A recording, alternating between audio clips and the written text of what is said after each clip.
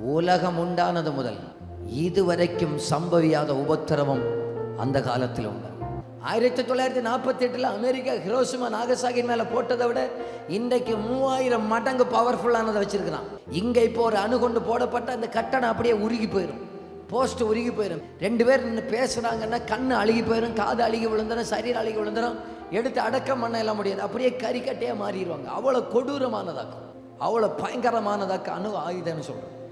நான் என்ன தெரியுமா சொல்ல வர்றேன், அப்படி ஒரு தாக்கம் நடந்தது இல்லையா, அதை விட பயங்கரமான உபத்திரவம் இனிமேல தான் வரப்போகிறது. 2004 டிசம்பர் 26 சுனாமியில வந்த கலக்கத்தை விட பெரிய உபத்திரவத்தினால் அந்தி கிறிஸ்துவுடைய காலமாக இருக்கும் என்று பைபிள் சொல்லுகிறது. ஓகி புயலை விட பயங்கரமான உபத்திரவத்தின் காலம் அந்தி கிறிஸ்துவுடைய காலமாக இருக்கும் என்று பைபிள் சொல்லுகிறது. உலகம் உண்டானது முதல் நோவாவுடைய காலத்தில் ஜலப்பிரளயம், தண்ணியில வந்தாங்க, மறந்தாங்க, செத்தாங்க.